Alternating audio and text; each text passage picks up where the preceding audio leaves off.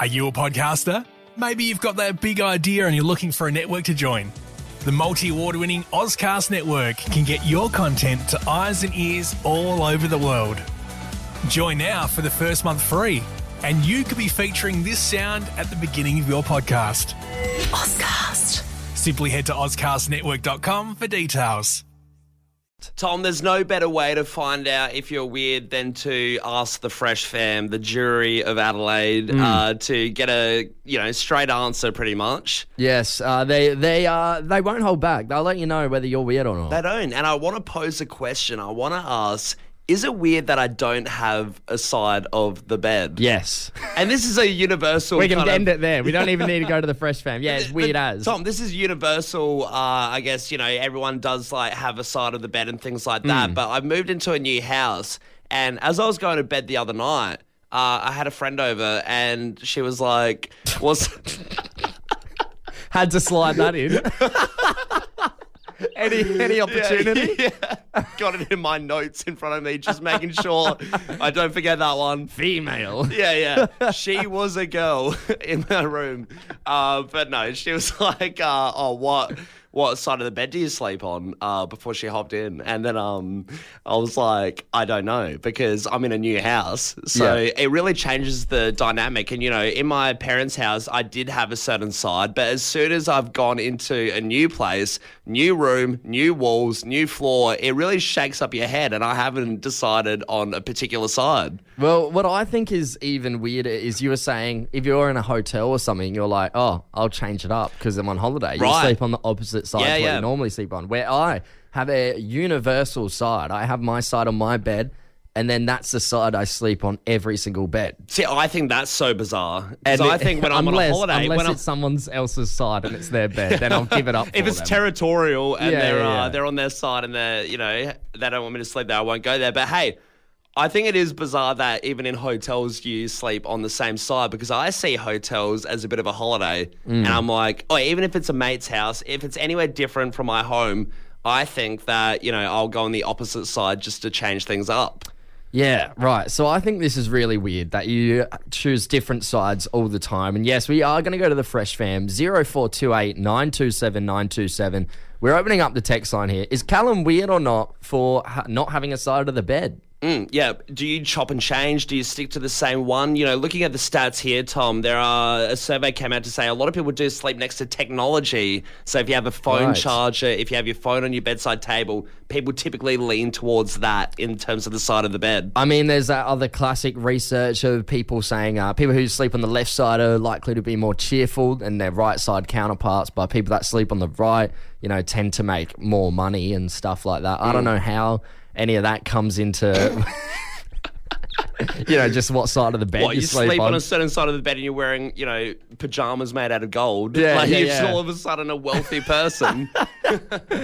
I mean, you could just change sides, right? And then earn more money. If you're feeling a bit low, go back to the left. If you don't like your lifestyle, how easy is it? Just swap sides of the bed. There's another study that came out, which is kind of interesting, and says partners that swap sides are meant to have a healthier relationship. They just keep swapping. Well, I guess it would imply that you're not as selfish if you're keen to, give the other side a go and chop and change a little bit, I guess. Yeah. Is Callum weird or not for not having a side of the bed? The Fresh Fam have really gotten around this. The text line has absolutely blown up. We'll read out some. We've got some people on the line as well, but somebody has texted in saying, sleep on the same side every night. Weird to move around. I have my groove. Yeah. So that's one for you are weird. Yes. Someone said Callum is 100% weirdo. Who even does that? How can you sleep? They say. Yeah, there's another one for you're on the weird side. It's really not looking good. The ratio's a bit off.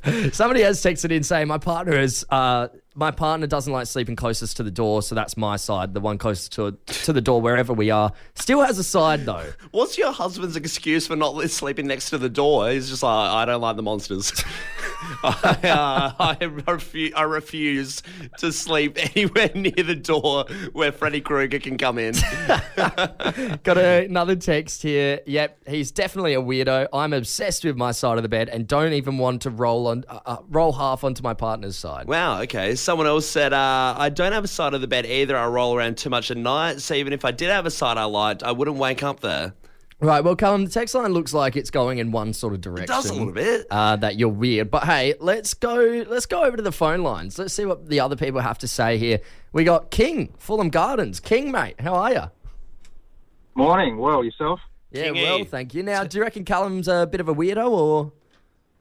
Not weird, mate. Not weird. Okay, Not good. weird? When I've got an empty bed, I like to sleep in the middle. I tend to starfish. Yeah. So you like spread around. Now Arms tell out, me, legs out. King, do you, because we were talking about it before, if you're on holiday, you go to a different hotel and stuff, is that even more reason to not have a side and not care where you are? Absolutely. You're on holidays. You got to mix it up a little. Change it up. Although Sure. the starfish has been hazardous to the misso. I forgot that she was there one night, and I rolled over and just threw out an arm and karate chopped her in the neck. Oh, God. Jesus. She all right? Oh yeah, she's fine. She's fine. She wasn't happy though. Hey, King, tell me, if you're sleeping in the middle of the bed starfishing, how much room do you leave your partner? Oh no, when she's around, I adopt one side, but if I'm on my own, I starfish. There you go. All right. Well, all right. It's starfish, but there is. So you would have a side of the bed if your partner's over. Correct. Okay. Yeah, interesting. I mean, the starfish technique seems like it would be the most comfortable for anyone to be able to spread absolutely. out. But I it's- guess you have a partner there. You can't do that It's all not the time. sustainable. No. Yeah, the starfish. Hey, thanks for getting involved, King. We Correct. appreciate it, mate. Pleasure. Cheers, mate. Cheers. Oh, there we go. Well, reckons you're not weird, but still does have a side of the bed, Callum. So I'm going to point that. I'm going to jot that down for half a point. King was a little bit all over the shop. Something you would expect from someone who doesn't have a side and, goes between the two with a starfish technique. All right, well, let's go to Chris over in Two Wells. Chris, mate, do you reckon Callum's weird or not? Hello, Is Chris. Callum Chris? weird? Mate, sort your life out. What do you mean sort my life out? It's a bed. What is going on? It's a bed. Like, you're just living in a world of chaos, which is just not okay. Like, are you good? Yeah, I'm fine. I'm getting does he have, like- I'm getting maximum relaxation in my bed because I don't have a side. Unlike you, probably stiff and tight in the one spot. Tom, does he have like an emergency contact that like someone we need to let know? Like, Yeah. we don't think Chris, Callum A duress is button all right there. next to my bed in case I roll onto the wrong side. I've got his mum on speed dial just in case, Chris. Oh, mate. Chris, tell us, what do you Oh. do? So you have one side. Are you left or right? And why do you do that? I am looking at the bed. I'm on the left-hand side, and I have been for as long as I can remember Stage because right. I'm a bloke who knows what he wants in life. Yeah. And look, I'm pretty confident with myself. And Mike, Callum, sort yourself out. Well, I'm Come sorry on. you have yourself so put together that you have a side of the bed and I don't. Oh well, with it just comes with experience, I guess. Yeah. Hey, good on you, Chris. Thanks for getting involved, mate. We appreciate it. I'm absolutely right there with you. Weird as hell. No worries, boys. Jeez, Cheers. you're the final verdict there, Chris. I mean, yeah, we'll just to wrap things up properly, we'll look at the text line. And Callum, there's only about 3 or 4 people on your side saying not weird, and then there's an abundance of other texts saying weird. So I think we figured it out. Fresh fam came in with the goods. The jury has spoken. You're weird. Apparently. Callum, we talk Yep. about it all last week and including this morning, Valentine's Day. It's 2 days away. It is on Wednesday this week. And you can text in on 0428 927 927 the word V-Day, and you could be getting your partner a shout out on the radio. If you've left your gift maybe a bit too late, could be tough. And I feel like that's the common thing, isn't it? Valentine's Day does sneak up on people. It comes unexpectedly. All of a sudden, it's the big day, the V-Day. Yes. And then you're scrambling to find a restaurant booking. So hopefully that helps out any people that have struggled with a gift this year. Hopefully. But right now, we want to focus on all the singles out there. Of course, Valentine's Day is a day of reminding all the people that are single that, hey, you're not in a relationship. It can be a tough day for a lot of people. Yep. So we've put together a bit of a singles guide here. I mean, some interesting stats. They reckon Aussies will spend almost $427 million Wow, it's across huge. Valentine's Day. Which is a weird thing as well, because in my head, Valentine's Day is very American. And, I wouldn't think we'd get around it too much here. Like, a lot of people don't care as much. So, interesting we spend that amount of money. Yeah, well, here are some things. If you're single, you can do to make yourself feel better. Okay. First things first, this one probably cost a little bit of money, but a man in China once did it. He's booked every other seat in the cinema to split couples up on Valentine's Day so they couldn't sit next to each other. So if you have a bit of disposable cash and you want to just be a little bit evil for a bit of fun, go down to go to Palace Nova, book every other seat. Yeah, have a look on the cinema guide, see what the next rom-com is. Yeah. The one everyone's going to go to for Valentine's Day and just break everyone up. Yeah, do it. Why not? Do you reckon that's a funny one? Because, whenever people go to a cinema, no one really cares about the seat number that much. Nah. But you go around with your ticket and be like, that's my seat. Yeah. I feel like he would have to get up. Hang on, let me look for the ticket. Yeah. It'd be like a parking inspector got a Rolodex of the cinema, That's a good one. Hey, another thing you can do, and this is something you can do online, the San Antonio Zoo is offering you to purchase a cockroach for $10, and that cockroach will be fed to a rodent. Right. Yeah. For Valentine's Day. Yeah. So you can go online, you can spend $10, and they name a cockroach after your ex, and then they'll go and feed that bug. Or you can spend $25 for a rodent or $5 for a vegetable, and they'll name it after your ex and then feed it to something in the zoo. Yeah, well, I guess that would, keep the ex off your mind. Yeah. That would be the ultimate revenge, wouldn't it? There you go. Yeah, that's something just cheap and fun you can do. Another fun thing you can do in Ohio, you can also purchase this one online. This Ohio-based company, which is called Region Scoopers Dog Waste Removal, basically they go around and pick up dog waste. But what they do, they put them in these bags, and what you can do for a mere $5 is purchase your ex's name to be put on one of these dog poo bags that they clean up. Is this a trend right now that everyone's doing the classic, we'll name it after your ex and then humiliate them, name it after dog poo? And, it will cost you $5, and proceeds will go to the Humane Society of Hobart. So if you're interested in purchasing that, you can do that online as well. $5 to name a poop bag after your ex. Hey, how good. At least it's going to a good cause while you're being vindictive. Yeah. It's, the best of both worlds. And of course, this is my personal favourite, the toilet paper company Who Gives a Crap. Yes. They are bringing back their Flush Your Ex, where if you have anything from your ex, letters, postcards, absolutely anything, you can send it to Who Gives a Crap, and they'll turn it into recycled toilet paper to send back to you.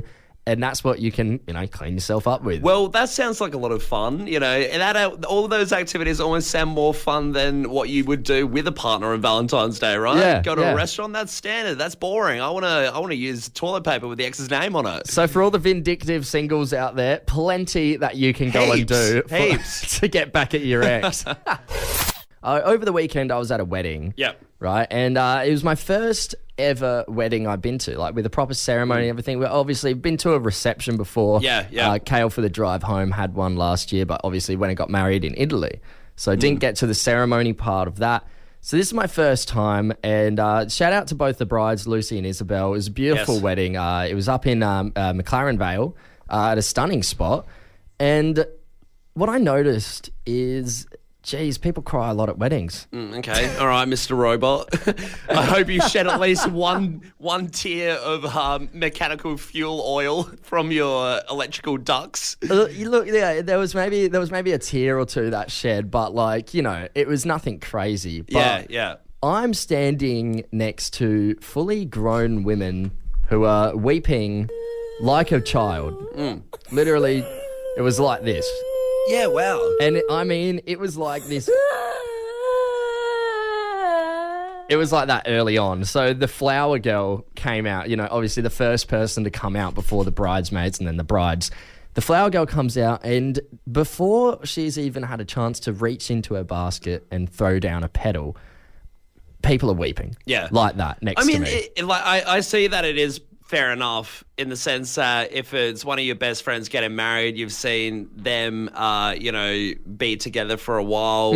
It could be quite emotional. You're like, finally they've done it. Yeah. So I can see why people cry.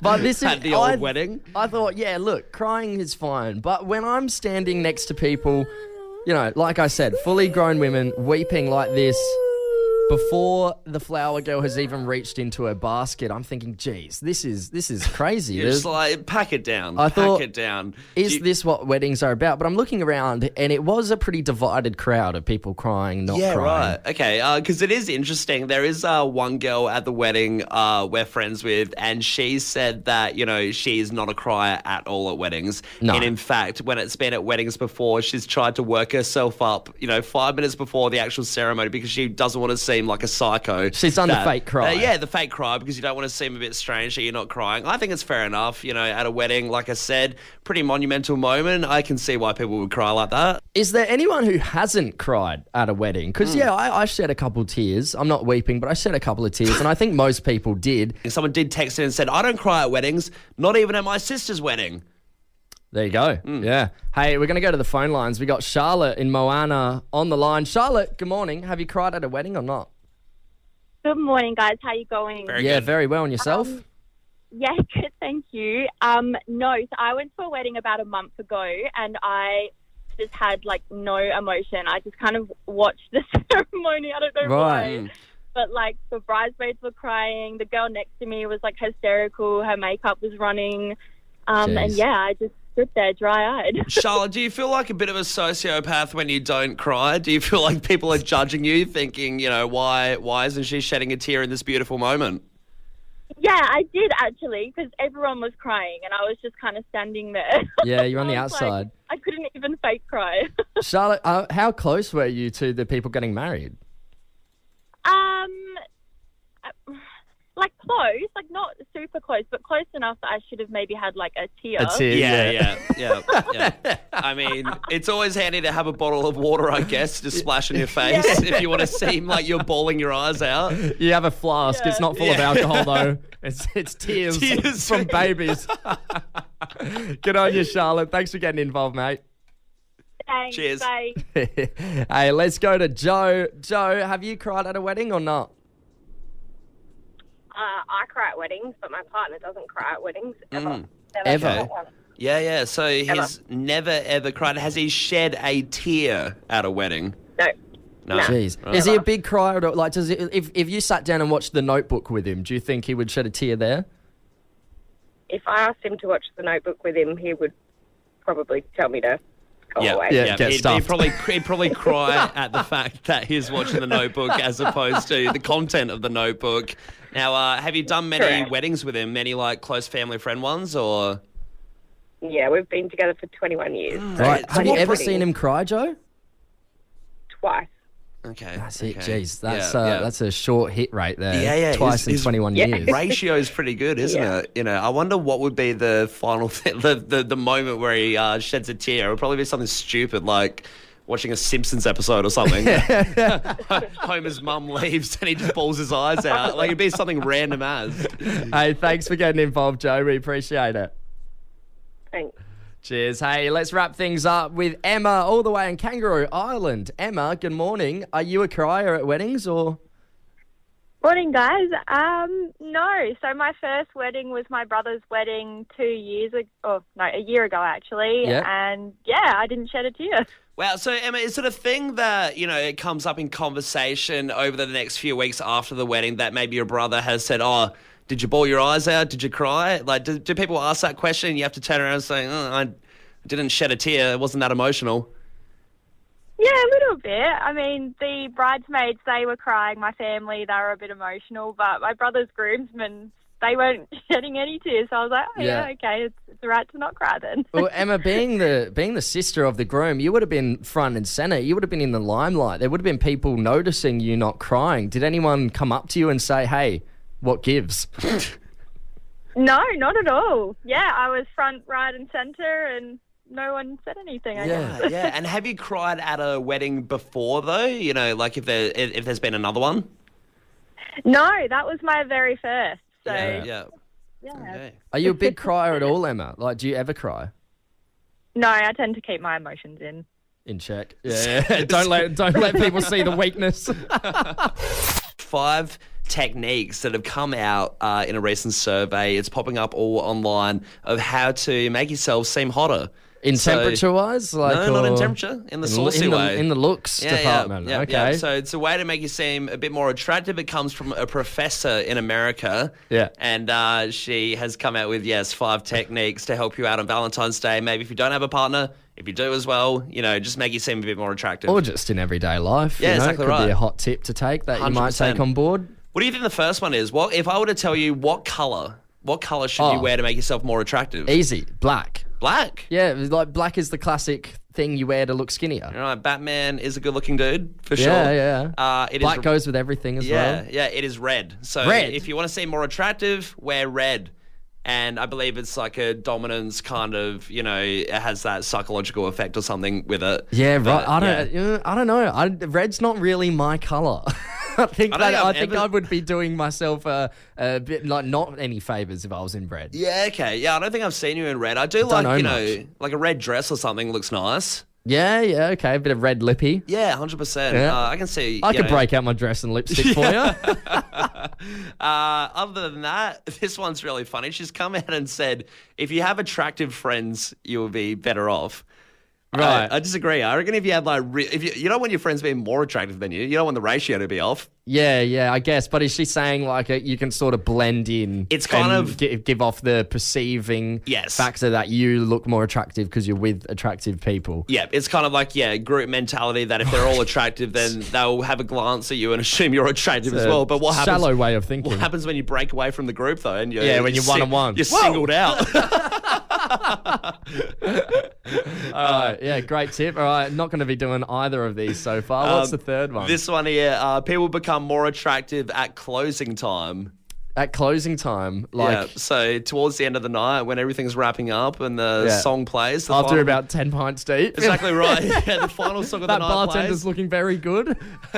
Exactly right. Yeah. You can really put 2 and 2 together. End of the night, probably had more drinks than at the start of the night. Everything's a bit more attractive. Okie dokie. So far, I'm not getting a lot out of these tips. Are they going to get any better? I've got one last one for you. One last one. Right. And she says, being kind. So just be nice. Oh, get out.